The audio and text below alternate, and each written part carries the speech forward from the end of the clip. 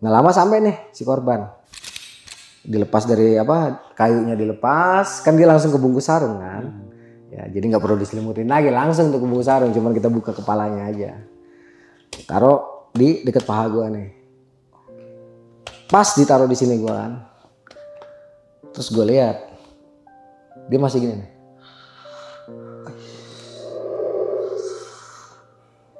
Gua liatin aja, waduh. Pegang nadi masih ada. Nadi kaki ada, jantung ada. Dah, gue geser pelan-pelan ya. Taruh ke bawah. Begitu jatuh, begitu taruh, kepalanya udah semua di matras. Gue liatin, dia begini nih. Kan tadinya madep gini, tau dia begini nih.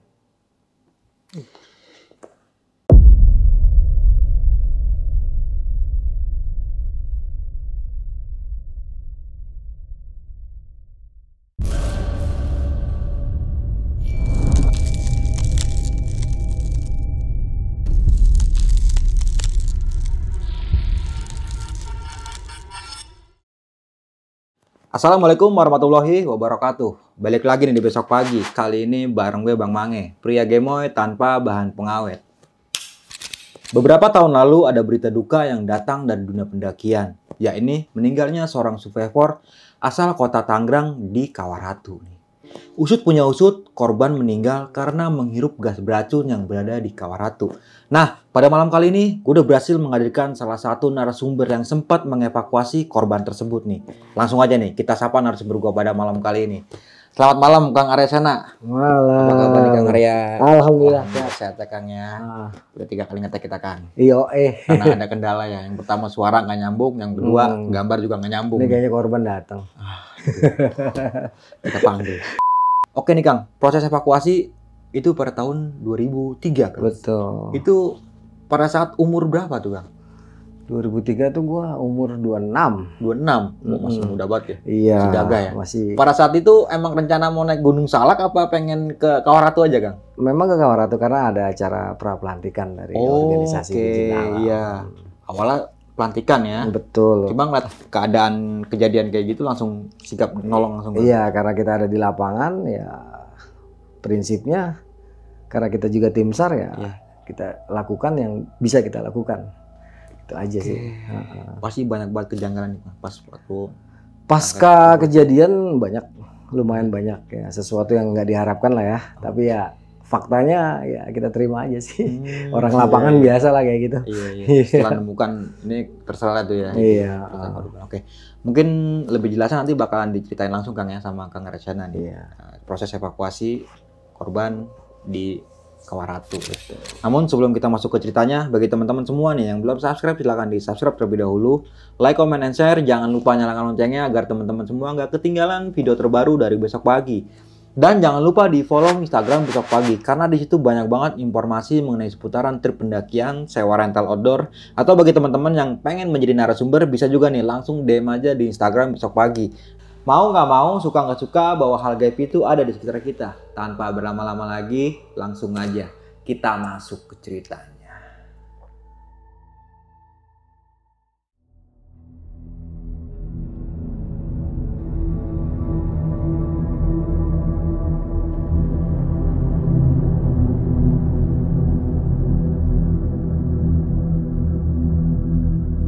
Oke, silakan Kang.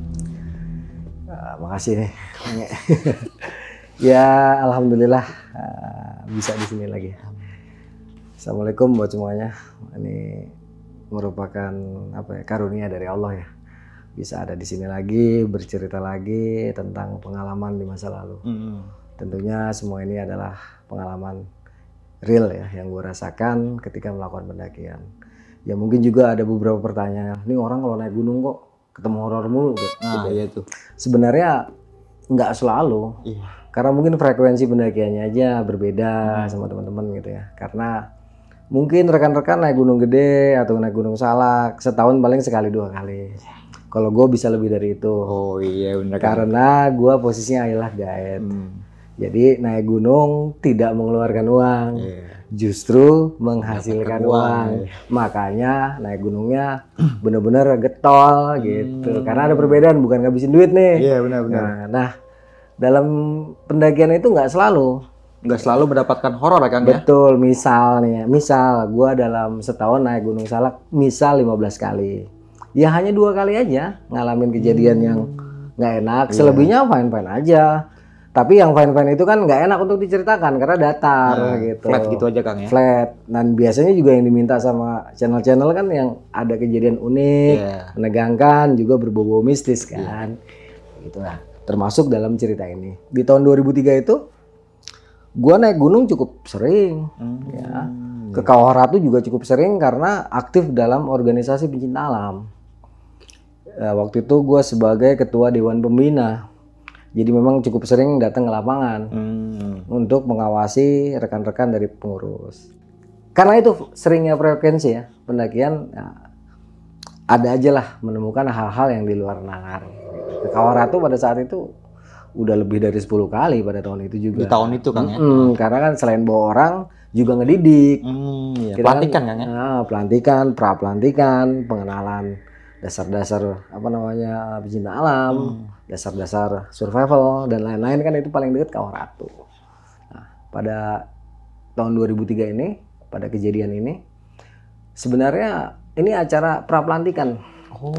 Dari organisasi kita, Petualang Lintas Bebas, sebuah organisasi yang memiliki akta notaris juga Kemenkum dan HAM, jadi organisasi resmi ya? Bukan organisasi abal-abal gitu ya. Jadi kita punya dasar hukum yang kuat. Nggak adalah terpikir dalam benak kita selama perencanaan kegiatan ini akan terkenang menjadi sebuah cerita yang tragis. Intinya di rumah itu di Sekre. Yang kita rencanakan bagaimana nanti kita ngebawa calon anggota, memberikan materi-materi dasar keorganisasian, materi dasar kepemimpinan, juga bagaimana caranya kita melakukan kegiatan di alam bebas yang safety. Tapi dasar-dasarnya dulu. Nah, to prepare nggak ini ya, cukup lama ya. Maksudnya karena ini kegiatan resmi jadi ada meeting-meeting dulu, rapat-rapat pengurus, terus rapat Dewan Pembina. Setelah semuanya udah deal, ditentukanlah hari H-nya. Cuman gue lupa karena nih tahun 2003. Ya, gue lupa bulannya, lupa tanggalnya apalagi gitu ya. Intinya setelah deal kita berangkat nih dari Sekre sekitar jam 1 siang lebih kurangnya. Intinya dia setelah badal zuhur ya. Itu dari rumah, dari Sekre, rumah gua kan dulu Sekre. Kita ke stasiun UP, dari stasiun UP kita ke stasiun Bogor. Karena waktu itu banyak orangnya, jadi kita charter angkot tuh. Dari stasiun Bogor kita charter ke Cibatok. Ya dari Cibatok nanti kita lanjut lagi ke Pasirengit. Oh berarti dari Pasirengit? Kita naiknya dari Pasirengit. Nah nanti rencananya lintas nih, naik Pasirengit, turunnya lewat Cidahu untuk pengenalan medan rimba bagi para calon anggota ini gitu.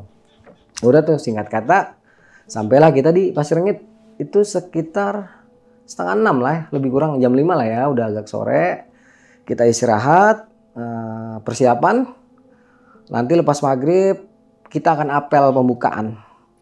Karena ini acara resmi kan, ya udah. Selesai maghrib, siswa juga udah siap, mereka udah pakai baju putih, senior juga udah dapat briefing, ya udah siap dengan tugasnya masing-masing. Dari warung Manggoko kita langsung naik ke atas bukit yang sekarang jadi buper, jadi bumi perkemahan tuh udah bagus. Oh iya. Dulu belum bagus makanya. Dulu tuh masih berantakan, masih hutan lah. Itu jalan malam itu juga kan? Iya, malam, namanya kan juga pra-pelantikan. Jadi kalau acara pelantikan, pra-pelantikan pasti kita ambil malam karena sekaligus kita melatih mental. Jadi kalau ada yang takut gelap, kita temukan dengan gelap. Ada yang takut hutan, ada yang takut ketinggian, ya kita pertemukan dengan yang mereka takuti itu. Itu untuk mengobati, biar mereka tahu rasa takutnya gitu kan. Iya benar.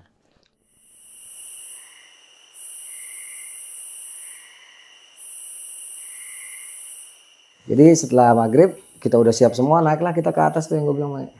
Di salah satu ruas di atas bukit itu kita apel dulu nih. Apel pembukaan.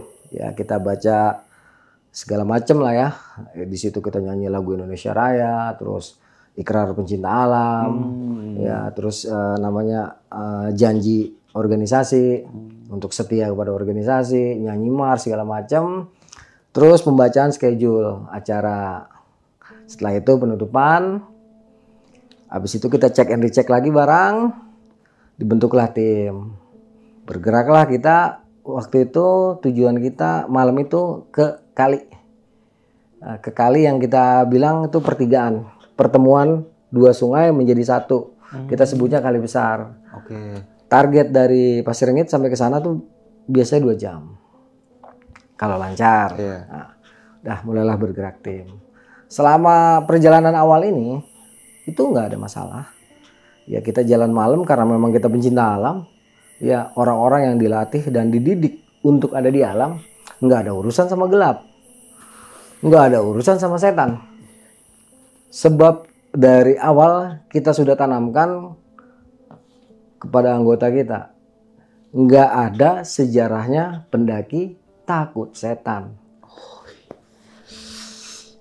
Pendaki tidak kenal tempat angker.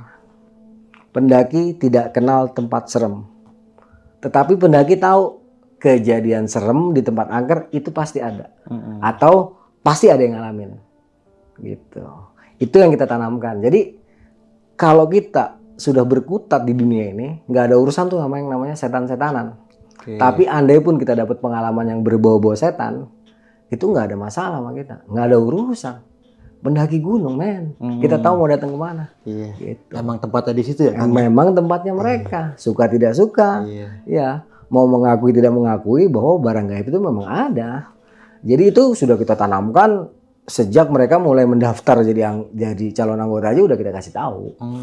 Gitu. Jadi kita mau kemana, kita harus bagaimana. Karena kan nanti akan ada materi-materi yang apa namanya menguatkan mental, terus materi-materi dasar untuk mountaineering, navigasi, untuk SAR segala macam tuh ada di kita gitu ya.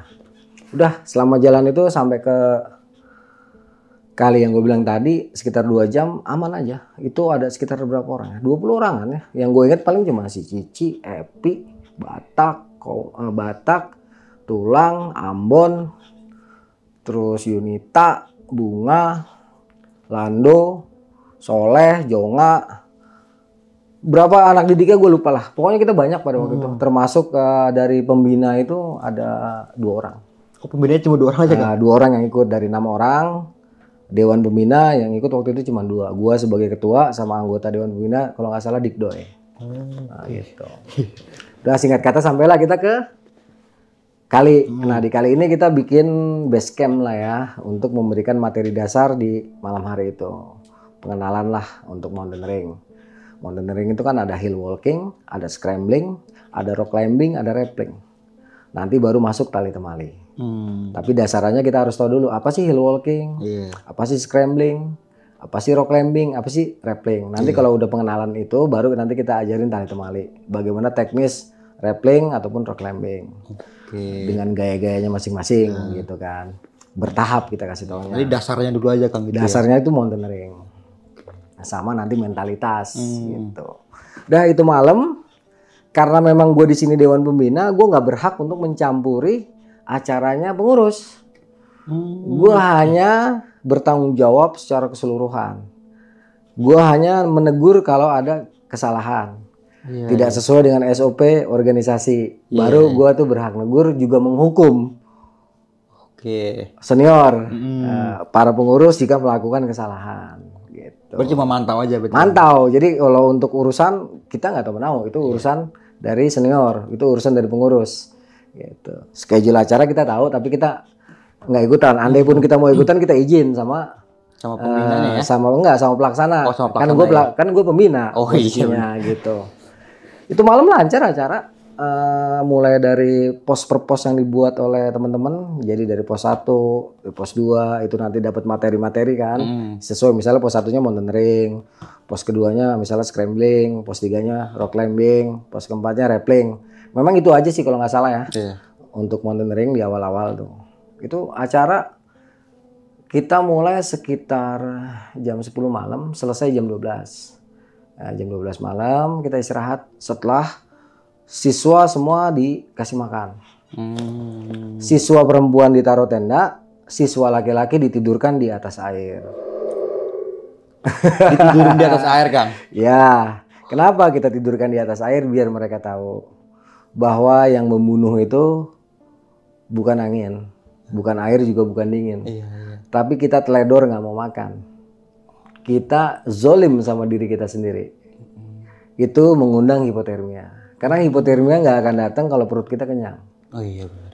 Gitu. Jadi di sini teman-teman juga kadang-kadang hipo apa sih? Baru kedinginan aja hipo. Iya. Baru menggigil dikit aja hipo. Bukan gitu. Hipo tuh ada beberapa fase gitu ya. Jadi yang terbaik dari hipotermia adalah bukan penanganan, tapi pencegahan. Pencegahan supaya nggak meranjat. Supaya seterusnya tidak gitu naik kan. fase ke dalam hipotermia. Iya. Jadi untuk mencegah hipotermia, kita berikan karbohidrat yang cukup kepada siswa kita. Karena jika karbohidrat cukup, kemampuan tubuh untuk beradaptasi dengan udara dingin yang tidak biasa, tubuh mampu. Dan tubuh tidak akan kehilangan panas tubuhnya karena di dalam tubuh kita memproduksi panas tubuh. Pemicu hipotermia adalah ketika tubuh gagal untuk beradaptasi dengan lingkungan karena tubuh tidak dapat memproduksi panas. Itulah yang membuat terjadinya hipotermia selain faktor ketinggian. Itu siswa kenapa ditidurin di kali, di tempat dingin. Biar mereka tahu, lu nggak bakal kena hipotermia, lu nggak bakal kedinginan, lu bakal bisa tidur nyenyak kalau perut lu kenyang. Kalau nggak dibuktikan, nanti kan dianggap isapan jempol. Cuma omongan doang gitu kan ya. Makanya disuruh membuktikan mereka. 2 jam kita akan rendam di sungai itu. Itu malam kan? Malam jam 2 sampai jam 4 pagi. Tidur di air mereka. Iya. Ngorok. Karena perutnya bener-bener kita sumpel roti, terus mie instan, madu, gula merah. Apa aja kita kasih sampai mereka bener-bener kenyang. Orang kalau kenyang biasanya apa? Ngantuk. Setelah dia ngantuk tidur, tubuhnya memproduksi panas.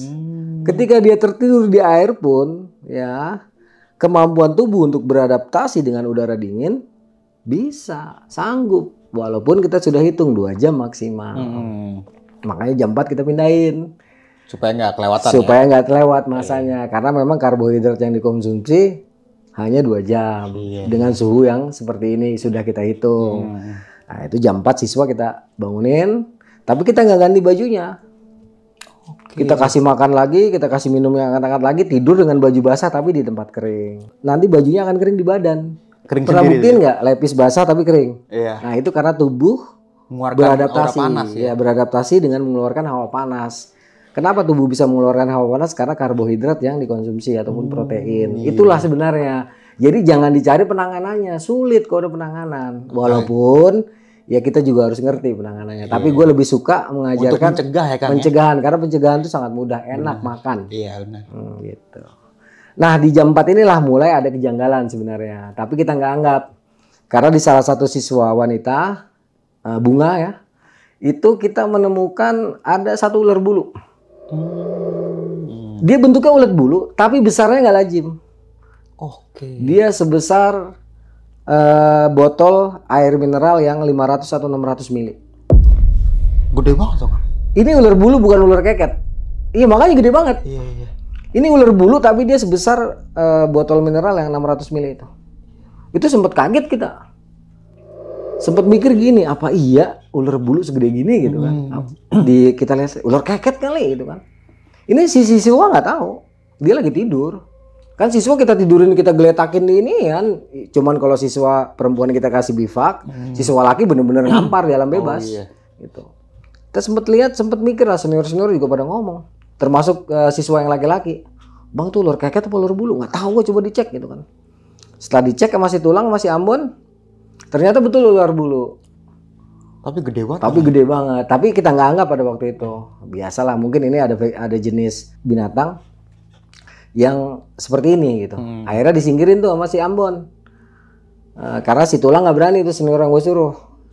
Dia geli katanya. Si Ambon tuh ngambil pakai kayu. Dikasih lihat ke gua dan ke yang lain-lain. Bener ular bulu gitu. Akhirnya dilempar pelan-pelan ke semak-semak. Udah sana jangan ganggu kami. Gitu. Nah ini kejanggalan pertama. Kita menemukan hewan yang seperti itu. Tapi ya kita nggak anggap, ya kita ada di hutan gitu kan. Dan kita udah siap dengan segala resiko yang memang akan kita hadapi di lapangan. Baik secara teknis maupun secara magis gitu kan. Kita udah siap. Nama anak gunung pencinta alam udah harus siap dong. Gitu. Datang pagi, biasa anggota kita kasih makan lebih karena mereka memang kita siksa mentalnya di awal-awal itu. Karena apa ya? Kalau emang lu mau masuk pelibas, ya ini syaratnya. Lu harus betul-betul mampu beradaptasi dan berdamai dengan diri lu sendiri. Kalau lu udah mampu beradaptasi dengan lingkungan, juga berdamai dengan diri sendiri, lu pasti nanti bisa berdamai dengan segala situasi. Dalam artian, kita akan dewasa dengan ilmu yang diajarkan. Dan alam pun nanti akan memberikan kebijaksanaan. Dengan ilmu yang kita punya, kita memiliki pengalaman, alam pun akan memberikan feedback dengan kebijaksanaan bagi yang mau berpikir gitu. Singkat kata pagi itu prosesi lagi, kita apel pagi, olahraga biasa mars, jalan pagi-pagi menuju hutan rimba untuk mengikuti di Klasar Pelibas. Nah inilah kita nyanyi lah, mars banyak lah kita pakai ya. Olahraga, nggak senior, nggak junior, semuanya ikut nggak pembina, semua olahraga. Karena itu wajib buat semuanya, nggak peduli dia ketua dewan pembina. Karena kan status paling tinggi ketua dewan pembina di situ, di organisasi. Baru nanti ketua umum, pengurus gitu kan. Nggak peduli itu. Semua kita senam, nggak tahu berapa lama selesai senam, kita masak, makan, prepare untuk menuju ke Kawah Ratu. Berarti 2 malam kan? Ini udah hari kedua, malam pertamanya kan udah lewat. Kita jalan nih. Itu tim pertama adalah tim alat, tim logistik dan tim alat mereka udah bergerak duluan. Sementara gue sama tim cover calon anggota baru bergerak setelah tim pertama udah nggak kelihatan. Kita jeda 10 menit lah ya. Karena kalau kita datang tim alat ini udah harus siap tenda segala macam, jadi tinggal duduk doang. Harus disiapin itu ya? Udah disiapin. Nah, jalanlah nih kita sekitar jam 8 atau jam 9 ya. Keluar dari Kali Gede tuh, ya masuk hutan-hutan Cantigi, Pohon Kirai, ketemu sama Kawah Mati pertama. Nah di sini ada Inmo Mirial tuh, anak Jakarta meninggal tahun 93. Ya kita naik ke atas, ya terus turun ketemu Kawah Mati kedua. Di sini udah mulai ada sumber air hangat. Naik sedikit, turun, terus naik, turun, sampailah kita ke Kawah Ratu. Nah, tim logistik udah di seberang, karena memang ditugaskan untuk, kan kita mau turun lewat Cidahu nanti. Nah, itu acara puncak. Acara puncaknya berarti di Kawah Ratu, Kang? Enggak, di seberang. Oh, di seberangnya? Kita nggak pakai areal Kawah Ratu, karena kita tahu itu areal berbahaya, terutama pasca hujan deras. Udah di sini sebelum nyebrang seluruh calon anggota diberitahu bahwa ini adalah areal berbahaya. Daerah di mana pada situasi tertentu akan sangat mematikan. Terutama pasca hujan deras. Jadi seandainya kita lewat sini, kita usahakan jangan setelah hujan deras. Dan arah angin kalau bisa dia sedang berembus ke atas, tidak berembus ke kita. Untuk mencegah hal-hal yang buruk terjadi. Ya, karena kan kita anak organisasi ya, pencinta alam ya. Jadi segala sesuatu memang sistematis dikasih tahunya. Masalah nanti setelah pendidikan dipakai atau tidak, mati atau hidup, itu semua urusan dia. Kalau hidup atau mati itu urusan Allah. Udah yang penting ilmunya udah kita kasih. Nah, setelah udah kita jelaskan, ini adalah daerah yang berbahaya, terutama pasca hujan deras. Juga dengan teknis-teknisnya baru kita mulai nyebrang tuh. Nyebrang, singkat kata setelah turun, ya nyebrangin kali, naik sedikit, nyebrangin kali kecil lagi, naik, sampailah kita ke seberang. Yang jalur Cidahu. Situ tenda udah siap. Nah begitu sampai, siswa disuruh istirahat semua, ya dikasih waktu untuk apa ya, me time lah atau santai, bebas ngapain aja. Karena kan semalam udah dikerjain. Ya. Karena nanti malam nih acara puncaknya, jadi ini hari sengaja siswa kita longgarin. Kita kasih rokok, kita suruh leha-leha. Soalnya ntar malam akan disiksa. Gitu. Akan disiksa habis-habisan mentalnya. Siapa yang tahan, dia akan bertahan. Yang nggak tahan dia pasti besok nggak mau lagi. Ikut-ikut gitu lagi ya. Begitu acara pelantikan. Karena ini kan baru pra pelantikan. Oh. Jadi penyaringan dasar. Nah. Nah, gitu. Di sini kita tidak menggunakan teknik kontak fisik. Oke. Tapi kita akan menggunakan teknik natural selection. Alam yang akan menyeleksi. Itu udah kita siapin, rencananya matang. Dan kita nggak menyangka rencana itu semua akhirnya berantakan. Sebentar lagi kita akan ketemu satu rombongan nih. Di saat kita lagi santai-santai ya. Ada yang ngobrol, ada yang leha-leha tidur-tiduran, ada yang nyari kayu bakar ya. Pada saat itu udara udah mulai mendung-mendung tapi belum hujan, baru mendung-mendung biasa aja. Itu jam berapa Kang? Kalau boleh tahu. Sekitar jam 1 lah ya. Oh, siang masih. Siang ya. Nah, sekitar 2 jam kita di lokasi, mungkin sekitar 2:30 datang nih rombongan. Pertama laki-laki, dia pakai jaket lapangan warna biru kalau nggak salah, biru dongker. Ada tulisan-tulisan, ada Sindoro, Sumbing, Selamat, Gunung Sindur, Gunung Putri, Gunung Agung, itu kan pokoknya gunung kembar, oh banyak lah. Gagah gitu.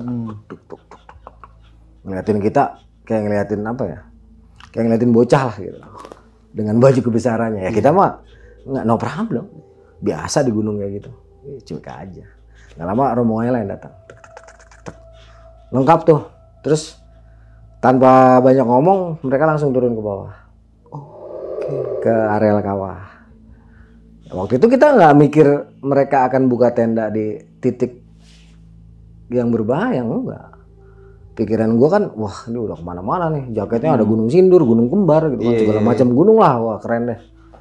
Kita berpikir, biasa lah. Itu gunung juga bukan punya gua kan, tempat, biarin aja.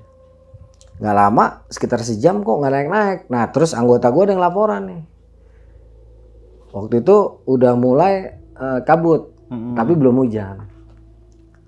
Langsung dia laporan, Bang, itu kok bikin tenda di areal situ Bang, kata abang kan bahaya, gue bilang. Dia bilang kayak gitu ke gue.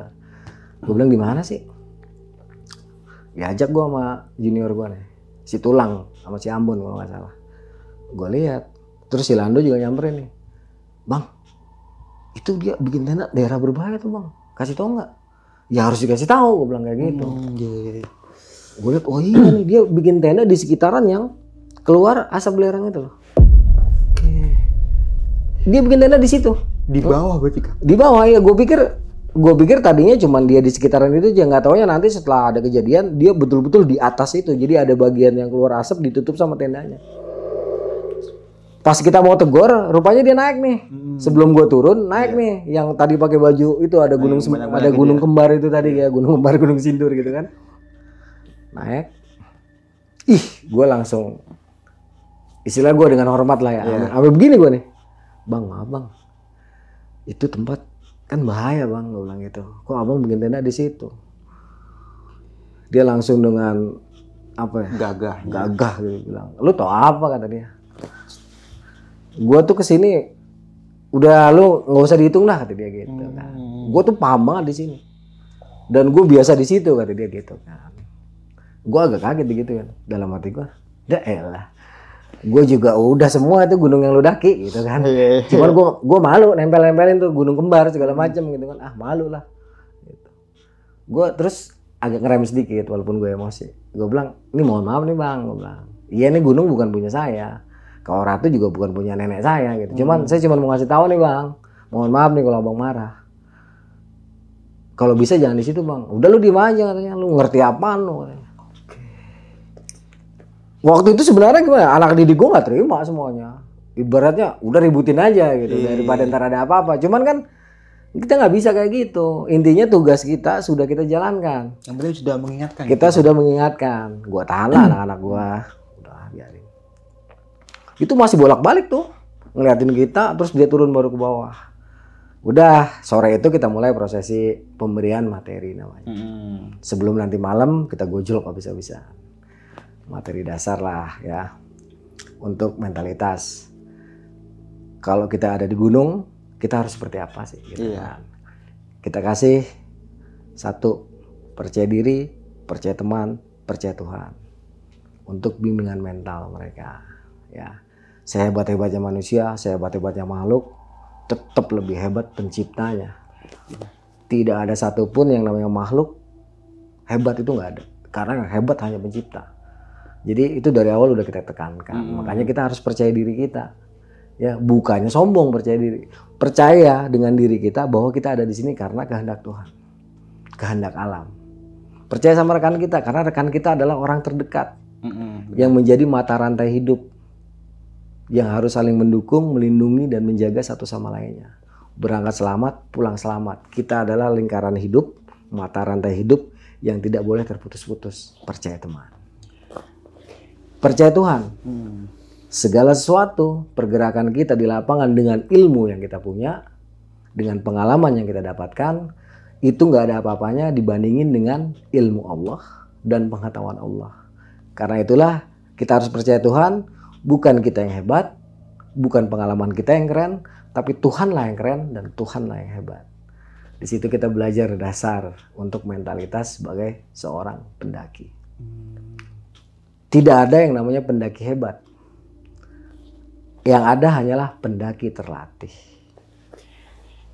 Tidak ada manusia hebat, yang ada manusia terlatih. Dia mau melatih dirinya, dia mau melatih egonya, dia mau melatih imannya.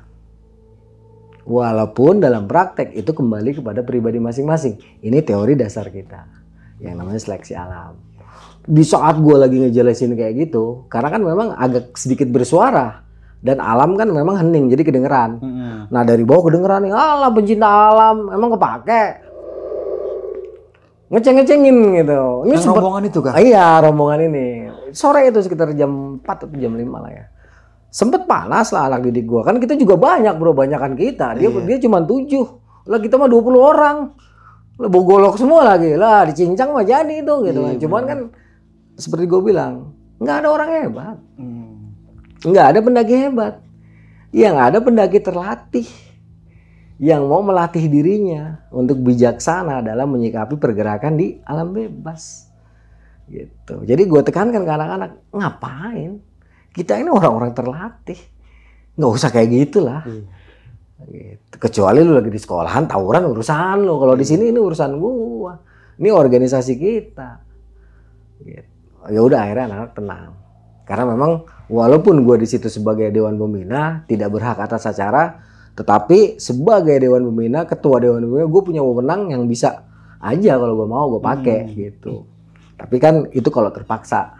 Jadi kalau Arsena bilang udah serang gitu. Yo serang gitu. Karena kan iya gue panglima tertinggi di situ pada waktu itu gitu. Ya udah anak-anak gue tenangin.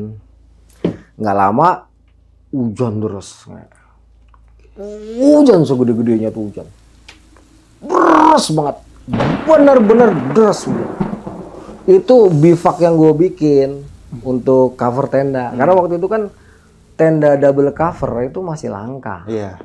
Kebanyakan double layer ya. Kebanyakan masih single layer. Jadi kita bikin cover dari playset ataupun dari ponco. Buat nutupin atas. Buat nutupin atas. Nah, itu kan kita ada beberapa tenda yang memang kita hubungkan dengan beberapa playset. Itu sampai jebol. Karena angin. Karena hujan dan angin yang luar biasa. Di saat kita lagi sibuk-sibuknya nanganin ini nih, tenda kita, itu dari arah kawah kedengeran suara seperti seruling. Entah ini angin ketemu dengan benda-benda padat, ketemu tebing atau ketemu apa, jadi atau pertemuan angin dan macam-macam, intinya itu menimbulkan suara yang cukup aneh buat gua gitu. Gue sempat agak bingung tuh waktu itu. Tapi yang gue pikirkan itu bukan masalah suara. Yang gue pikirkan adalah orang-orang yang ngebase di atas tempat keluarnya asap belerang. Karena di 2003, sebelum-sebelumnya di 2001, di tahun 97, 99, gue pernah evakuasi korban walaupun tidak meninggal. Pasca hujan deras mereka mengalami kebutaan sementara. Dan yang gue tahu itu bisa berakibat fatal sampai dengan kematian. Jadi yang gue pikirkan tuh mereka, bukan masalah itu udara angin itu bunyi seperti seruling gitu, gue nggak pikirin. Walaupun hati gue agak ngedek gitu kan. Nggak lama, ini gue boleh demi apa aja, berani ya. Gue 2003 itu mendaki ke Kawah Ratu, gue udah nggak tahu berapa puluh kali. Karena sebagai pendidik, tempat yang kita jadikan untuk area pendidikan itu areal Kawaratu udah nggak kehitung banyaknya. Mulai dari tahun 93. Iya benar. Udah banyak banget ya. Karena deket juga ya. Deket, dan Medan Salak itu kaya Iya, gitu kan benar. untuk survival dan macam-macam. Terutama untuk menggedor mental karena ceritanya serem. Iya. Gitu. Jadi memang cerita serem itu kita manfaatkan untuk gedor calon anggota kita. Gitu. Ada satu hal yang bener-bener gue mulai dari 92 gue kenal Kawah Ratu sampai tahun 2003. Ini baru ini gue lihat fenomena di mana di bawah itu kalau kabut kan jelas rata nutupnya ya. Ini enggak, ini awannya kayak kecil-kecil gitu lah. Kecil-kecil bertumpuk-tumpuk dan dia seperti ada warna-warna apa ya? Dibilang pelangi bukan. Jadi awan itu seperti warna-warni, seperti ada cahayanya melintasi areal Kawah Ratu. Selama hujan, gue lagi bingung. Hujan deras nggak bakal ada kabut, nggak bakal ada awan, pasti kesapu sama air. Tapi ini keluar itu, berikut dengan suara. Cuman gue lupakan lagi itu, karena apa? Gue lebih kepikiran sama anak-anak yang Ada di bawah tadi. itu ya. Sampai jam 6, setengah 7, akhirnya hujan berhenti tuh. Karena hujannya deras banget, jadi nggak ada rintik-rintiknya lagi tuh. Udah berhenti total. Setelah berhenti total, yang tadinya waktu hujan kan mereka teriak-teriak tuh, wah segala macam lah mereka teriak-teriak. Pokoknya kayak orang gimana, seneng, euforia lah ya. Iya. Setelah maghrib hujan berhenti itu mereka nggak ada suaranya tuh. Nah kita berpikir mungkin capek tadi teriak-teriak.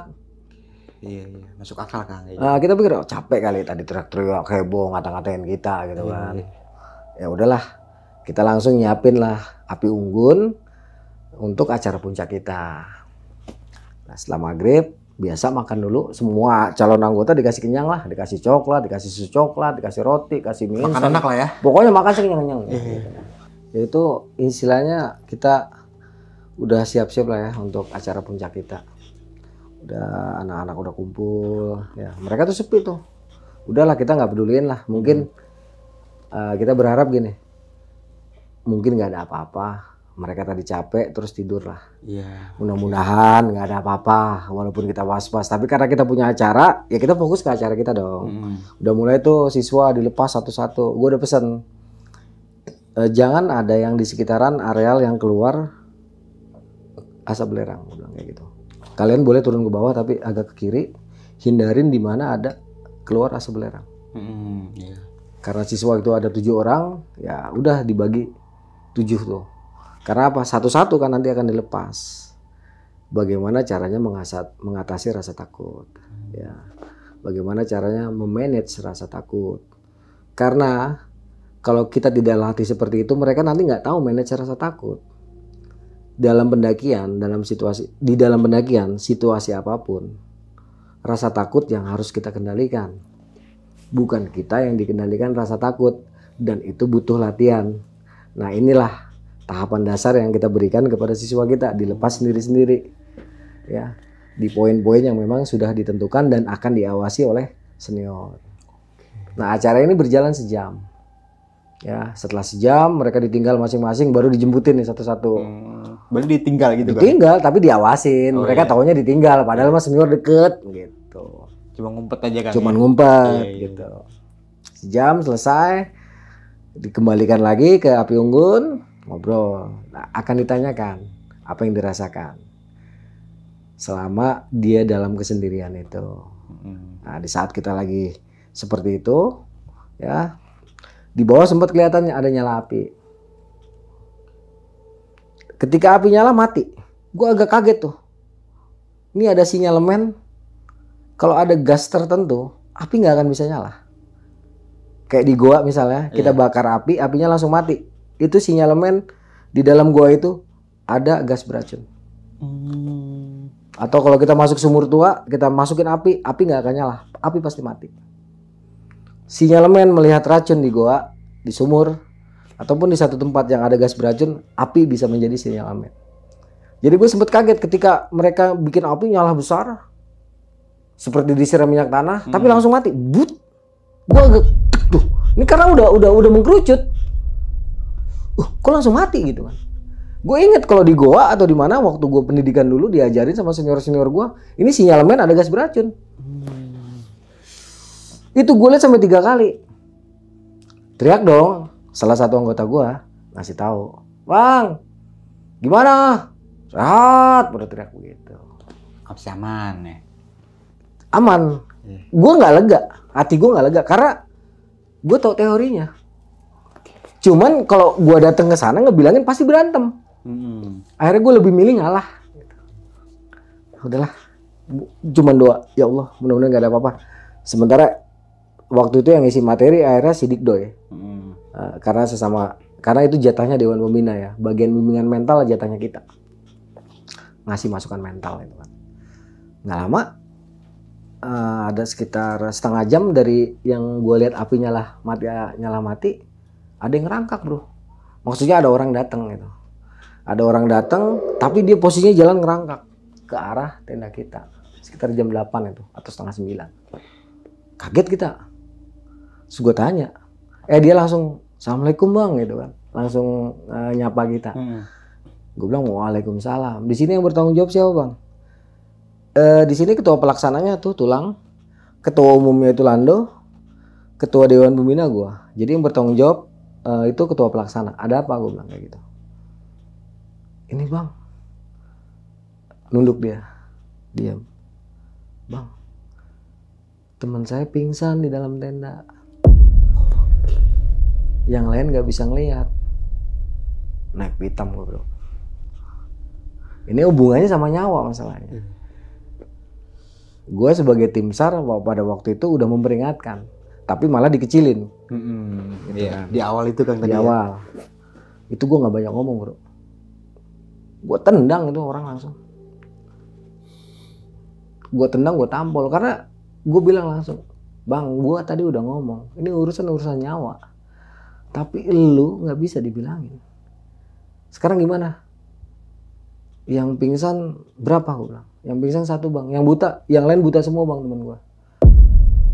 Langsung, udah lu diem sini, kasih minum tuh orang. Kasih minum tuh, bocah yang tadi datang kan. Langsung gue utus si Lando sama si Batak untuk ngecek TKP. Gue butuh laporan seksama dari dia untuk bikin skema. Karena ini di daerah beracun, nggak bisa sembarangan bro. Nggak bisa langsung turun. Nggak bisa ujuk-ujuk turun nolong, wah mati juga kita. Iya. Jadi langsung gue panggil si Lando, Dok, lo coba laporin gue situasi soal TKP. Siapin kain basah, untuk nutup hidung, untuk menghambat masuknya gas beracun. Ini nggak nolong, tapi ini bisa menghambat. Kalau lebih dari 30 detik, kemungkinan besar akan tembus juga, gue bilang kayak gitu. Makanya lu jangan sampai masuk ke zona kematiannya. Coba lu amatin aja. Arah angin coba lu lihat dulu. Karena udah gue ajarin tekniknya. Kita pakai kayu, plastik yang tipis tuh plastik kecil, kita lihat arah angin kemana. Nah di situ kita tahu nanti anginnya tuh random atau dia cuma bergerak ke satu sisi kan kita akan tahu. Jadi kita nanti bisa ngambil posisi untuk mengamati. Setelah gue ajarin baru dia turunin Lando. Turun sekitar 5 menit balik. Korban yang pingsan di luar semua mereka nggak bisa ngapa-ngapain karena di center kan sama Lando. Itu yang buta semua, ya itu buta semua di luar. Cuman yang kayaknya yang pingsan kayaknya dalam tenda. Gitu. Situasi angin terus kepekatan yang lu rasain gitu. Kayaknya kalau kepekatan gasnya gue nggak bisa rasa kayak gitu. Tapi kalau arah angin aman, nggak ke arah kita. Arah seberangnya berarti. Arah berlawanan dengan kita gitu kan. Terus gue tanya temennya, ini kejadian jam berapa? Ternyata kejadian itu sejam. Sebelumnya si almarhum ini udah mulai batuk-batuk di dalam tenda. Udah mulai nggak bangun. Yang api mati hidup. Dan temen-temennya mulai merasakan perih di mata yang pada di dalam tenda, yaitu sejak kejadian api mati hidup. Gue bilang oke, makasih infonya. Di sini gue nggak bisa nyalain siapa-siapa, emang udah takdir, gue bilang kayak gitu lah. Udah lu diam di sini. Langsung gue kumpulin junior sama senior. Gue bikin skemanya. Gue terangin nih. Tenda itu zona hitam atau dead zone, zona kematian. Lepas dari tenda kira-kira 1 meter sampai 2 meter itu adalah zona merah. Masih daerah berbahaya. Kita masih beresiko bisa ikut si korban. Lepas ini 2 meter ke depan atau 1 meter sampai 2 meter itu masuk ke zona hijau. di mana di situ sudah bisa kita ambil tindakan untuk memberikan tandu kepada korban. Setelah zona hijau, baru bisa kita pergunakan tandu untuk kita bawa ke daerah putih ini, zona putih atau zona yang betul-betul aman. Gitu, jauh dari segala macam ancaman yang bisa disebabkan oleh gas beracun. Jadi skema udah kita buat, orangnya udah kita siapkan, tim pendahuluan datang untuk menyelamatkan teman-temannya yang pingsan di luar. Yang bukan yang pingsan, yang pada buta sementara itu. Jadi diamankan dulu itu, langsung segera diamankan itu, yang pada buta sementara. Karena dalam prinsip SAR, yang terlihat dulu, yang terdekat dulu yang harus kita selamatkan. Ya, jadi kita ambil itu dulu, kita selamatkan korban-korban yang terdekat, terlihat, dan paling memungkinkan setelah mereka ada di zona aman, di zona putih, zona hijau, baru skema yang tadi gue bilang kita siapkan. Sebelum kita masuk ke dalam dead zone tadi, ada 2 orang dulu, tim pendahulu untuk buka tenda dan merobek beberapa sisi tenda agar udara segar bisa masuk lewat hembusan angin yang datang dari arah belakang kita. Setelah itu masuk, setelah udah kebuka, beberapa tenda dirobek, orang yang tadi datang dia udah lari ke tempat yang udara segar.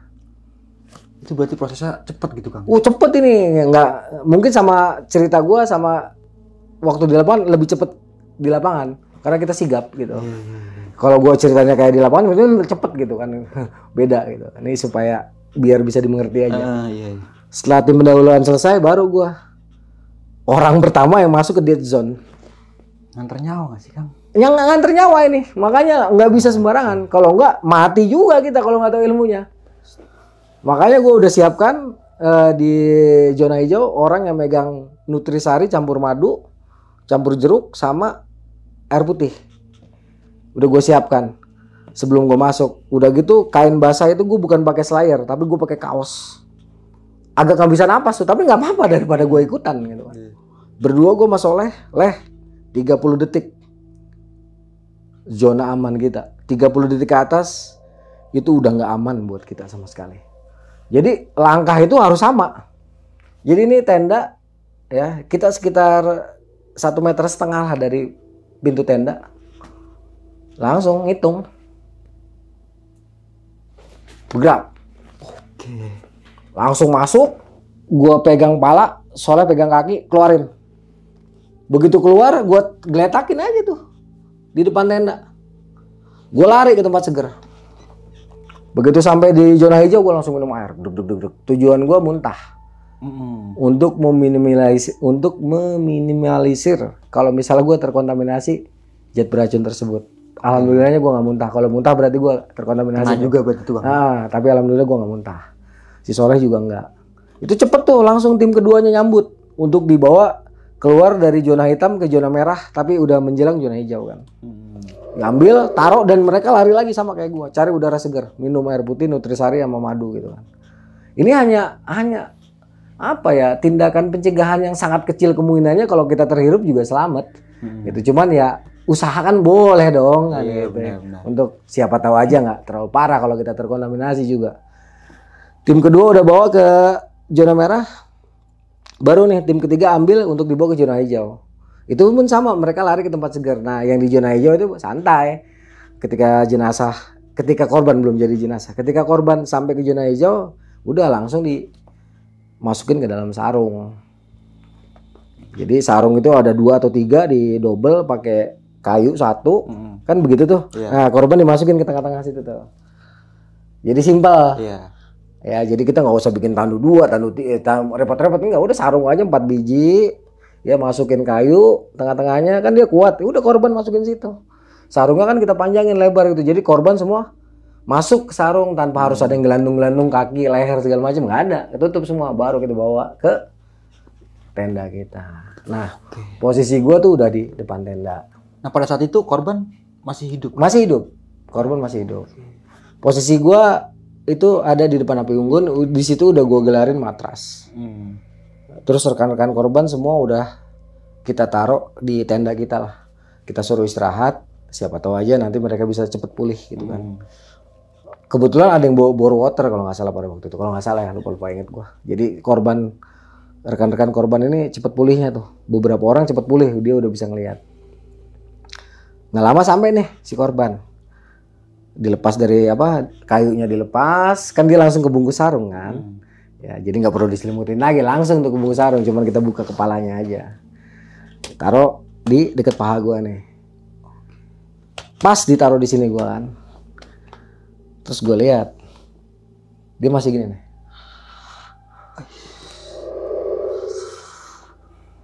Gue liatin aja, waduh.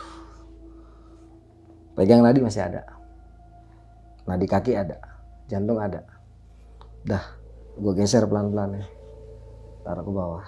Begitu jatuh, begitu taruh, kepalanya udah semua di matras. Gue liatin, dia begini nih. Kan tadinya madep begini, tahu dia begini nih. Diem. Langsung gue kasih kode ke anak-anak. Kan kita punya bahasa kode. Dimana misalnya ada situasi yang betul-betul harus kita aja yang tahu. Nggak usah kita harus ngomong, oh mati. Ntar temen-temennya denger kacau. Oh iya. Kita jangan sampai menambah korban nih. Ini soalnya rekan-rekannya korban kan mentalnya sudah hancur. Kalau tahu temennya mati, jangan-jangan ntar ada yang ikut. Kesurupan kayak. Mentalnya hancur segala, akhirnya bikin susah kita. Ini aja satu udah akan menyulitkan gitu. Makanya kita langsung silent. Kita akan kasih tahu ke teman-temannya kalau korban ini udah meninggal nanti pas di bawah. Kita pakai bahasa kode. Anak-anak paham, dikasih tahu semuanya korban ini udah meninggal. Teman-teman korban jangan sampai tahu. Jadi kalau ada yang nanya, almarhum Mr. X ini pingsan atau tertidur. Oke. Setelah semuanya udah dikasih tahu dengan bahasa kode, kan sebelumnya udah diajarin kan? Iya. Nah, gitu. Udah nggak lama ada 2 orang rekan korban yang penglihatannya udah pulih, termasuk orang yang pertama tadi datang. Bang, gimana, Mr. X? Tidur kayaknya gitu deh. Cuman gue juga kurang tahu sih, cuman kayaknya dia tidur. Tapi nggak apa-apa bang. Ya insya Allah nggak apa-apa. Insya Allah ya, gue bilang gitu. Agak senyum tuh mereka. Wah alhamdulillah kata mereka. Terus ngelaporin ke temen-temennya. Kayaknya kondisinya bisa pulih atau segala macam lah. Akhirnya bisa gue dengar tuh oh, alhamdulillah. Kayaknya mereka juga udah paham bahwa kondisi si korban ini parah gitu. Waktu belum kita evakuasi. Makanya ketika dengar informasi dari gue korban lagi istirahat, tidur atau pingsan, mereka seneng banget tuh.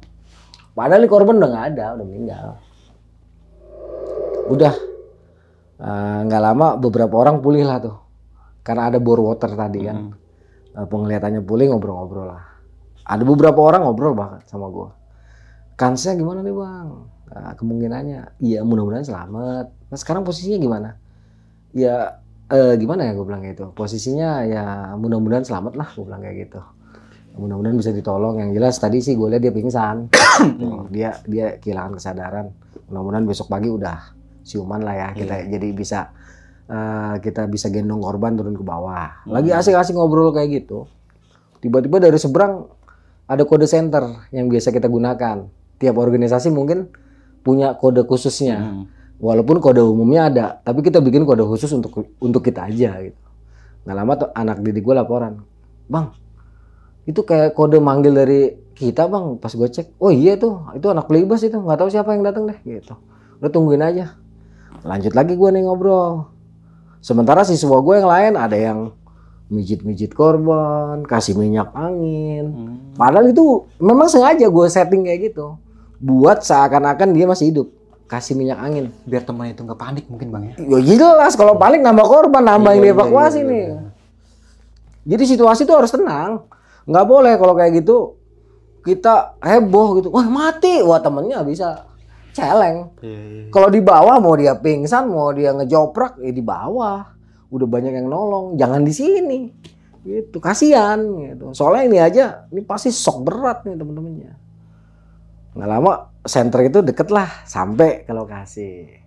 Karena yang dateng ini si Coki, dia juga anggota Dewan Pembina, ya gue samperin lah. Gue bilang sama rekan-rekan korban, ntar dulu ya temen gue datang. Gue samperin si jenazah. Dia kebetulan kan nyamperin jenazah. Gue kasih kode. Supaya jangan ngomong gitu. Periksa-periksa aja. Tapi ini bocah karena habis operasi Sus buntu bolot kali jadinya ya. Datang, kutuk-kutuk, tolak pinggang dulu pertama sebelum gue ngomong. Ya, mana nih gue datang gak ada yang nyambut. Senior, siswa, gue minta 2 seri. Cie, galak banget ya. Lagi ngomong kayak gitu, ngapa sih Las? Terus dia langsung duduk tuh, bukan duduk sih, jongkok, meriksa si jenazah. Oke, ngeliat korban. Ngeliat korban, gue udah kasih kode gitu. Pegang, terus dia diri. Heh, lewat nggak? Anjing. Bangsat, situasi udah 2 jam aman. Iya. Gara-gara dia ngomong kayak gitu, wah temennya langsung, wah, yang cewek teriak, pingsan, gebruk. Yang laki langsung nonjok kepalanya, guling-guling. Wah, chaos. Temen gue yang baru datang bingung. Gue bilang, tolol, gue kata. Dan rusuh Bang. Iya, kita di sini udah handle situasi. Iya. Ya nanti teman-teman korban baru tahu kalau udah di bawah. Karena kan seluruh anggota organisasi udah tahu kalau ini memang udah meninggal. Jadi memang kita kuat posisinya. Gitu. Semua tahu bahwa almarhum ini udah nggak ada. Tapi kita nggak mau situasi tambah chaos. Tiba-tiba temen gue ini mungkin karena habis operasi. Lewat buset. Gedubrak tuh, nggak lama cewek-cewek yang pada jatuh itu pada pingsan, yang pada duduk atau gedubrak kejang-kejang bro, kejang-kejang kesurupan. Yang laki mukul pala, nangis, guling-guling, ditenangin nggak bisa, pokoknya rusuh dah, chaos. Udah kita handle dulu nih cewek-cewek yang kesurupan. Itu dia kesurupan gitu, gitu, kayak orang mau muntah semuanya. Itu dibacain apa aja nggak bisa bro. Wah rusuh lah, jadi wah kusut banget. Itu dari rombongan dia 3 orang. Rombongan gua kan ada 4. 4-4-nya kena juga rombongan gua cewek. Kayak orang idam semua. Kesurupan juga Bang? Iya, waduh repot chaos. Itu malam. Akhirnya karena ini udah ketahuan korban meninggal, itu sekitar jam 2. Gua tugasin 2 orang anggota gua untuk cari radio. Karena sore-sore tadi gue lihat ada anak pramuka juga lagi pelatihan. Dan dia gue lihat megang HT. Gue tugasin. Lang, Jong, coba lu cari radio. Mungkin mereka ngebase di lapangan tuh. Coba pinjem radionya. Minta saluran untuk ke Kodim kek, ke Koramil kek, atau ke Polres, atau ke Polsek, atau kemanapun untuk menyiapkan bantuan. Karena ada korban di posisi kita. Di Kawah Ratu. Udah tuh. Yang kesurupan ada sekitar setengah jam. Udah sadar sendiri semuanya. Berarti nggak dihirauin gitu Bang? Bukan nggak dihirauin, dia apain, dipencet-pencet nggak bisa bro.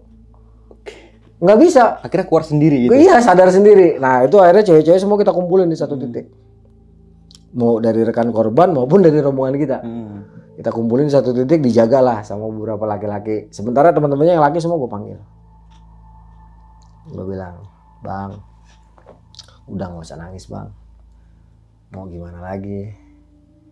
Ini udah kodrat, ini udah takdir. Kan tadi sore juga saya udah bilangin. Tapi ya gimana, namanya juga udah takdir. Saya nggak bisa nyalain abang. Emang ketua rombongannya mana bang? Itu bang, yang ngobrol sama abang. Iya, Nabi salam alaika. Dia yang pakai itu. Emblem itu banyak. Cuman waktu meninggal nggak ada, udah diganti. Oh. Dia udah pakai jaket yang lain. Jaketnya hijau, gue inget banget. Gue udah bilang ya udah bang, sekarang gak usah nangis. Abang siap-siap aja ya. Ini malam temen abang siapa namanya disebut lah. Cuman gue bilangnya Mr. X. Iya. Sebut. Ya udah, nama bapaknya siapa disebut. Ya udah, kita doa dulu semua gitu. Doa nih kumpul. Yang mimpin doa waktu itu salah seorang rekan gue yang memang dia bisa lah mimpin doa untuk acara seperti ini. Kita doa tuh, la ilaha illallah, ngirim al-fatihah segala macam. Wah, mewek tuh temen-temennya dia semua. Ada sekitar setengah jam, baru gue bilang, ya udah, itu kain sarung korban buat bungkus aja langsung. Dibikin ini aja, tandu tunggal, dirapetin, digulung aja langsung korban di situ lah. Jadi kita nggak usah pakai tandu double, repot. Lagian udah jadi jenazah ini, yang penting jangan ngawer-ngawer kemana-mana. Gitu. Udah siap, gue bentuk tim. Nah, itu ada 2 tim. 3 tim. Jadi 1 tim bawa dari sini radius sampai lapangan. Nanti 10 menit kemudian rolling, 1 tim cadangan nih. Halo sob, sebelum lanjut ke video, gue mau kasih tahu nih bagi teman-teman semua yang mempunyai cerita horor, kalian bisa langsung aja kirim cerita kalian ke Instagram kita, yaitu dengan keyword besokpagi.edv atau ke email besokpagi.ch@gmail.com. Tunggu apa lagi? Langsung aja kirim cerita kalian segera. Setelah skema tim udah siap, yang 2 tadi yang gue tugasin berangkat tuh. Ada kira-kira setengah jam mereka kembali, katanya berhasil menghubungi kalau nggak salah klub jeep yang ada di daerah Japanaspa. Dan mereka menunggu di sana nanti, turunin aja korban. Udah skemanya kan udah jadi, bergeraklah tim angkat korban ini, tim pengantar paket kalau kita nyebutnya, tim pengantar paket ke lokasi. Itu gue iringin sampai ke lapangan. Waktu berangkat kan rame-rame ya. Iya. Jalan tuh la ilaha illallah, la ilaha illallah. Yang kita bawa jenazah orang. Iya. Malam-malam di tengah Gunung Salak. Jadi untuk menguatkan mental, ya apalagi kalau bukan kalimat tauhid yang kita baca, la ilaha illallah. Terus itu kita baca itu la ilaha. Ramai itu. Ya, karena kan tim angkat 4, tim gantinya juga 4, tim cadangannya juga 4. Dari tim gua sama dari rekan-rekan korban. Nah, bergeraklah kita meninggalkan TKP menuju ke lapangan, titik poin pertama. Ya, udah gua temenin tuh. Jalan, landai, putar-putar, turunin kali, naik sampai ke lapangan lah, sekitar setengah jaman tuh. Begitu sampai lapangan, misah lah gua sama anak-anak. Udah hati-hati. Udah anak-anak lanjut turun. Gua nggak tahu ceritanya anak-anak. Yang jelas sepanjang perjalanan katanya horor. Katanya. Soalnya gue nggak tahu. Iya, ya, baru dengar cerita dari anak-anak nanti udah di Jakarta. Kalau gue ceritain kepanjangan nanti. Udah gue begitu anak-anak udah sepi, gue baru inget nih anjing gue sendirian gitu kan. Ketinggalan sendiri berarti Kang? Iya kan gue harus balik lagi karena gue harus ngendel yang korban-korban yang masih hidup. Oh. Dari perempuan juga rekan-rekan gue yang lain. Iya, iya. Nah, karena mereka kan belum begitu berpengalaman menghandle situasi seperti ini. Udah begitu gue sendiri ya. Udah gimana lagi, sadari di mana engkau berada ya, kita harus sadar di mana kita berada, sadari keberadaanmu ya. Kita udah sadar kita ada di mana, kita mau ngapain, udah ngerti lah kita ada di hutan harus bagaimana, udah paham, udah jalan walaupun ada perasaan-perasaan gak enak di mana tadi habis nganter jenazah kan. Iya. Asik banget tuh sepanjang jalan, jangan tanya dah. Ya rasanya ini, rasanya itu gitu ya. Banyak, cuman ya cuek aja jalan. Ada aja tuh Kang, berarti ngeliat sosok. Ngeliat sih enggak, cuman hati ya kayaknya ya ini dan itulah gitu. Wah, iya. rame lah. Cuman kalau gue pikirin, misal gue perjelas gitu, nanti kan kelihatan jelas. Makanya gue berusaha untuk berusaha untuk berpikir positif lah ya. Positif dan mengalihkan pikiran ke sana lah. Iya. Jadi gue nggak tegesin. Iya. Andai pun ada kelebet-kelebet pada saat itu, kayaknya memang ada, tapi gue nggak hiraukan. Gitu. Gue sabodo lah Kang ya. Sabodo aja karena target gue kembali ke base camp nih. Mau ngeliat. Karena gue tadi belum cerita ya. Memang salah satu anggota cewek itu bukin gue calon istri. Oh. Makanya gue balik lagi ke situ gitu. Karena dia kan salah satu korban yang kesurupan. Begitu gue balik, alhamdulillah kondusif bro, sampai lokasi. Cuman temen gue tadi, sebut aja namanya si Bolas ya, dia bengong dia, ngerasa bersalah. Situasi yang udah kondusif jadi berantakan gara-gara congornya dia kan. Udah gitu nggak ada yang berani ngasih dia hukuman lah. Dia kan Dewan Pembina, yang bisa ngasih hukuman gue. Cuman dia habis operasi, kagak tega gue modar lagi ntar. Tahu habis operasi, pakai acara naik lagi gitu. Cuman pengen ngikut ngegojlok anggota. Akhirnya gue kagak tega juga sama dia tuh, lagi bengong, gue diemin aja. Udah bikin tenda tuh. Karena rekan-rekan korban dan yang cewek-cewek ini itu apa namanya nggak kebagian tenda. Diisi sama barang-barang dan lain-lain. Jadi tidurnya di luar tuh di bivak. Kasihan gue. Dan satu-satunya tempat untuk bikin tenda adalah tempat kita tadi naruh jenazah. Iya. Oh yang di atas matras itu kan? Bikinlah tenda di situ. Nah, waktu itu gue juga sebenarnya berat. Udah tidur di situ aja. Tadinya cewek-cewek nggak mau tuh. Wah bang itu kan bekas naruh jenazah gitu. Enggak, udah nggak apa-apa kan kita di depan tenda nanti dikelilingin gitu kan. Gak usah takut. Ada kita orang. Akhirnya cewek-cewek berani nih. Jadi tenda mereka pada masuk tuh. Ada 7 orang. Karena memang tendanya rencananya buat para setelah digojlok kita kasih anak masuk ke dalam tenda. Itu tenda besar untuk 6 orang 7 orang muat. Masuk, ya udah hening lah kita ngobrol-ngobrol nih sama rekan-rekan sesama anggota lah ya. Nggak lama, kira-kira 20 menit kedengeran suara kayak tadi lagi kan. Satu tengok-tengokan nih, nggak lama semuanya wah, buka pintu tenda, itu berebutan keluar pintu tenda, panik semua cewek-cewek, gerbuk, wah keluar. Di antara 7, yang 5 itu nggak apa-apa, cuman kayak ngap mereka. Jadi kayak ada di dalam ruangan tanpa udara. Iya. Kita nggak perhatiin tuh yang 5. Udah, kita fokus yang 2 orang ini. Karena dia nggak bisa bangun, kita keluarin dari tenda dong. Salah satunya calon istri gua pada waktu itu. Kan jadi istri? Udah cerai, udah mantan ya kan. Udah keluarin karena dia calon istri, udah tunangan gua waktu itu kan. Gua keluarin. Nah, calon istri gua pada waktu itu cepet ciuman dia. Tinggal 1 orang yang namanya Bunga. Nah, itu ditaruh dekat api unggun. Ya karena nggak siuman-siuman nih. Si calon istriku gue tanya, kenapa kamu? Bau banget balsem katanya.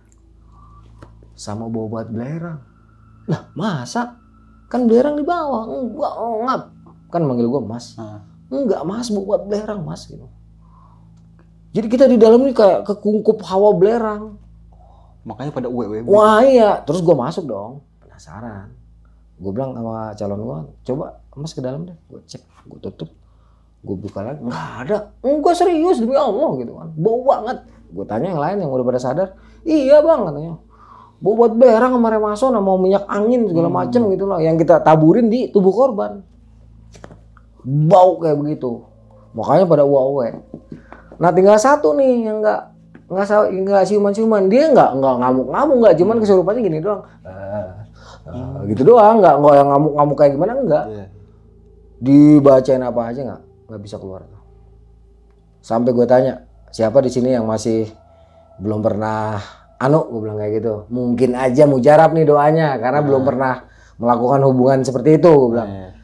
Ada tuh 2 orang. Bang, gue belum pernah sama sekali. Siapa tahu coba lu bacain kali-kali aja. Namanya lu masih pirijin, gue bilang kayak gitu. Kali, gue bilang kayak gitu. Doa lu mempan daripada kita kata orang nih yang udah pada bejat gitu ya. Dia coba doa, nggak keluar juga bro,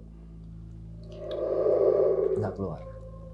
Nah itu akhirnya kita berusaha lah untuk mengeluarkan ya, menyadarkan si Bunga ini sekitar 3:30 atau menjelang badal subuh lah ya, sadar nih.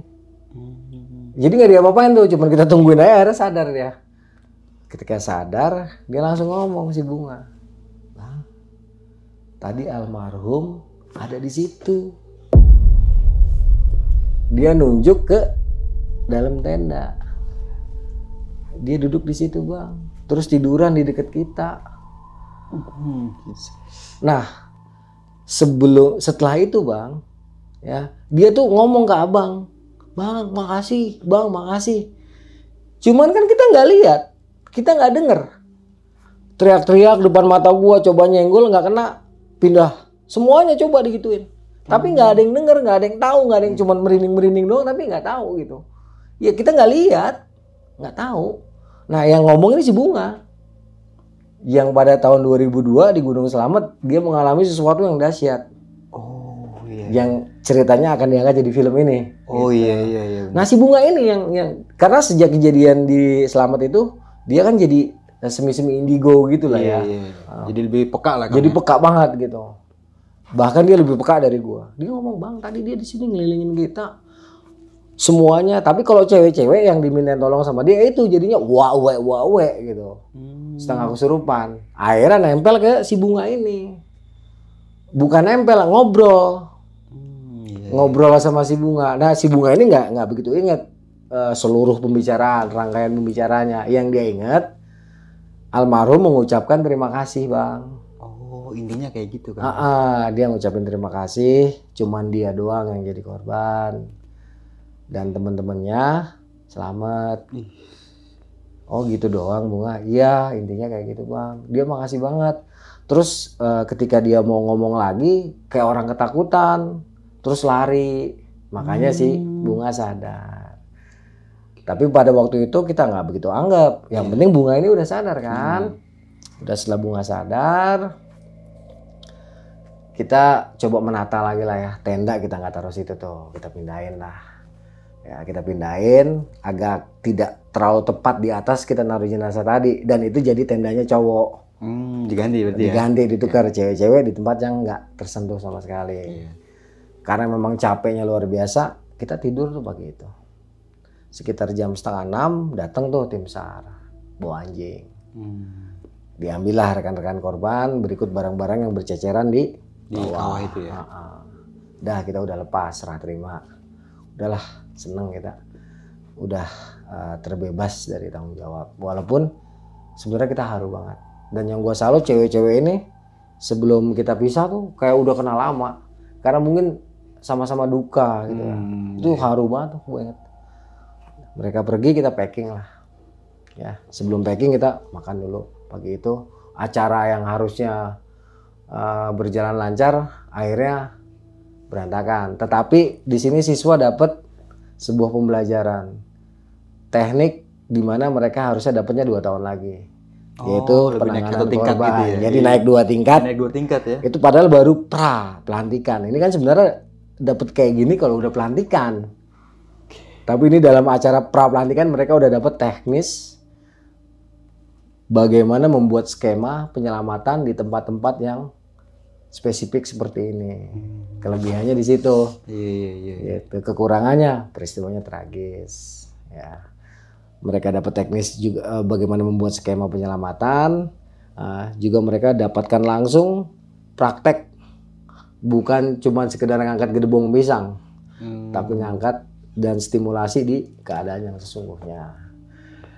Itu sekitar jam 9 rapi kita bergerak turun. Sampai bawah sekitar jam 10-an. Itu udah ramai tuh Kang? Udah ramai, cuman udah bukan ramai orang-orang yang heboh masalah jenazah tadi, udah enggak. Udah biasa aja. Ketika gue turun sampai Cangkuang gue kaget, anak-anak kok lesu gitu kan. Gue tanya, kenapa? Anjing anak-anak. Kenapa? Bangsat, kita yang ngangkat, kita yang taruh nyawa, itu orang-orang. Pas TV datang diwawancara, teknisnya katanya, wah segala macam diceritain.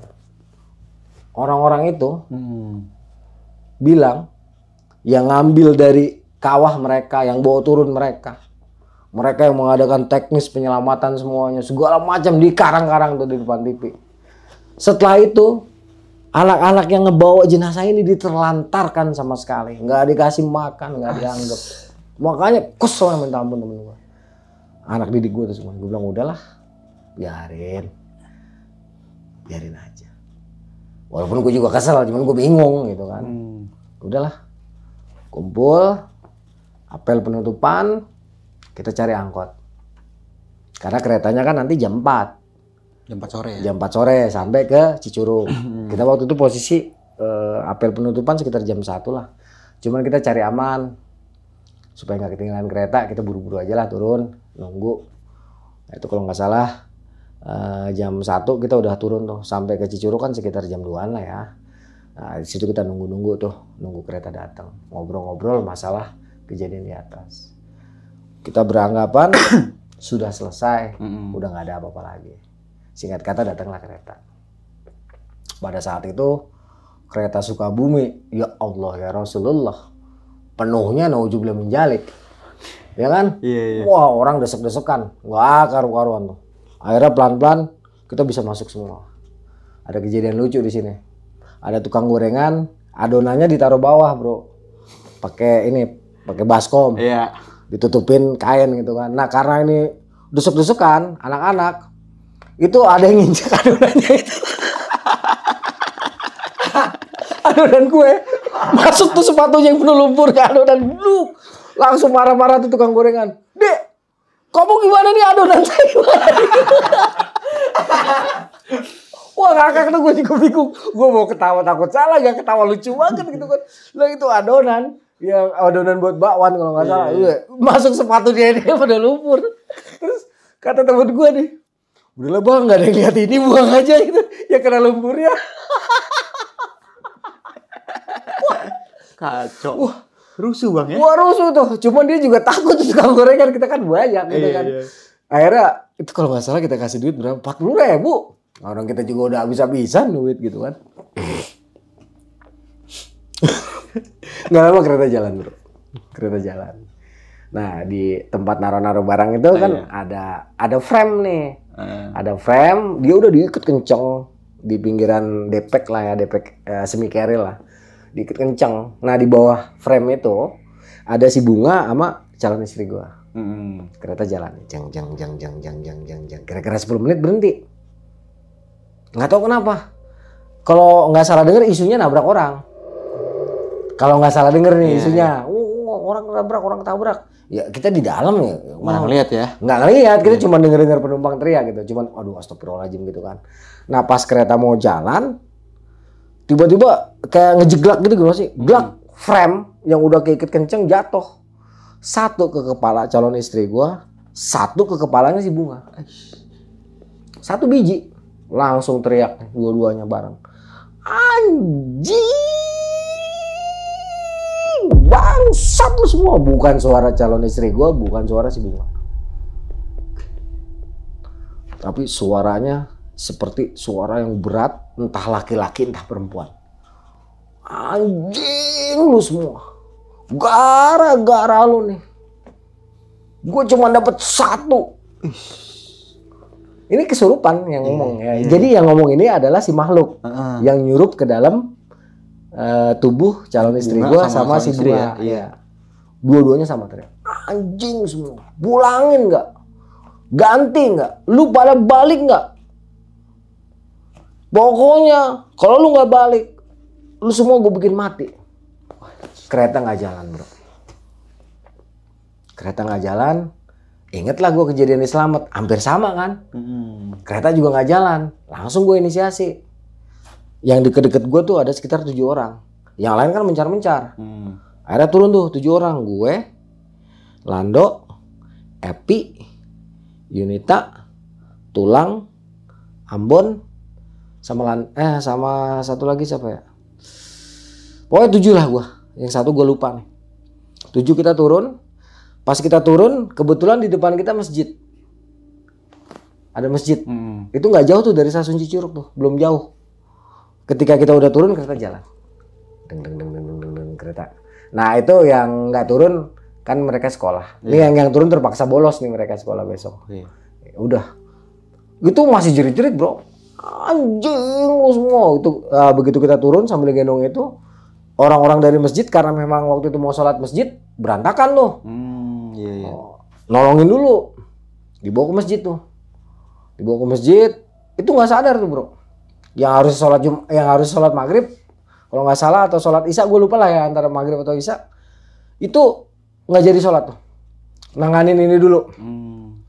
Agak tenang tapi belum siuman. Mereka sholat dulu, terus dipindahin ke rumahnya. Bukan merbot ya, apa sih imam masjidnya. Kebetulan rumahnya pas deket masjid tuh di sampingnya. Dipindahin ke situ tuh, biar nggak ganggu jemaah. Karena kan masih teriak-teriak juga gitu kan. Udah tuh, setelah sholat maghrib selesai, beberapa jemaah datang diobatin siuman.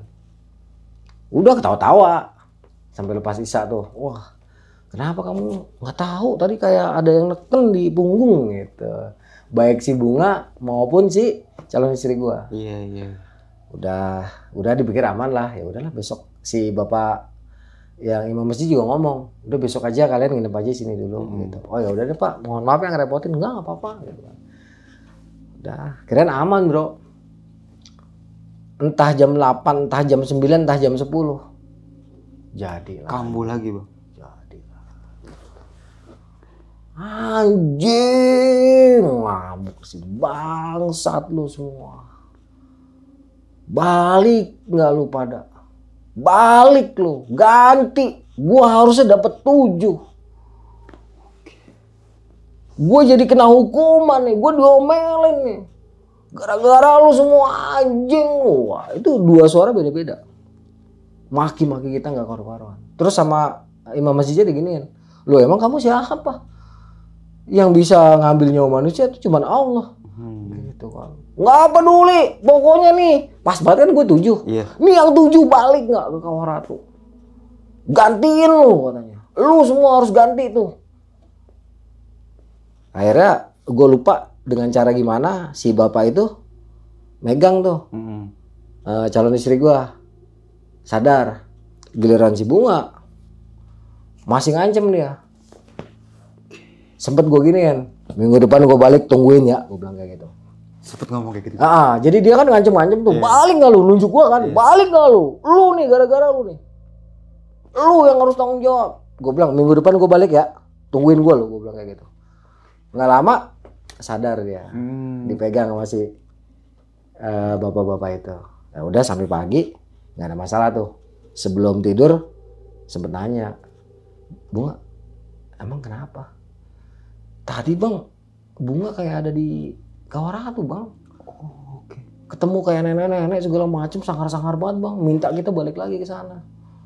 Kita harus gantiin posisi mereka yang harusnya jadi korban gitu kan. Yang seharusnya 7 cuma dapat 1 itu bang. Cuma ya 7 dapat 1. Ini kan pengakuan orang yang kesurupan. Gue kan nggak ngerti. Iya. Cuman gue tahu aja feeling, gue cuman ngerasain aja bahwa ada yang nggak beres. Gue tanya lagi calon istri gue sama. Dia posisinya kayak ada di Kawah Ratu gitu. Ya ini kurang lebihnya cerita, mohon maaf ya, namanya orang cerita bukan baca cerita nih masalahnya. Jadi ada selalu kurang lebihnya gitu ya.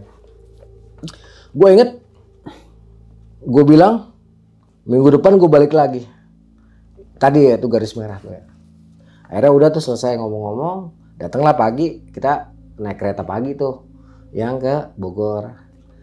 Udah sampailah kita ke rumah masing-masing kan. Udah pikir nggak ada apa-apa bro. Nggak ada apa-apa tuh, selama siang itu nggak ada apa-apa.